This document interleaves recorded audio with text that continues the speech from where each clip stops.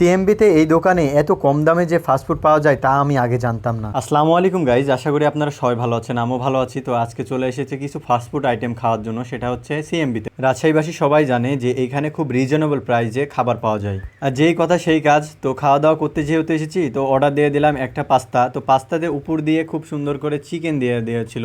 চিকেনগুলো আমার খুব ভালো লেগেছে, আর এই চিকেনগুলো ফ্রাই করে দেওয়া ছিল। আর এই পাস্তার প্লেটারটা ছিল মাত্র 50 টাকায়। আর 50 টাকার একটা প্লেটারে এতগুলো পরিমাণের পাস্তা দেওয়া আর সেখানে চিকেন ফ্রাই দেওয়া, এটা হচ্ছে অসাধারণ একটা বিষয়।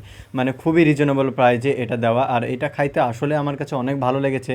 তো তারপরে আমি একটা ক্রিসপি চিকেন অর্ডার দিয়ে দিয়েছিলাম। তো ক্রিসপি চিকেনের দামটাও খুব কম ছিল, মাত্র 60 টাকা দাম ছিল। তো 60 টাকার তুলনায় অনুযায়ী ক্রিসপি চিকেনের সাইজটা একটু বড়ই ছিল। অন্য অন্য জায়গায় এখন ক্রিসপি চিকেনের দাম হয়ে গেছে 80 টাকা।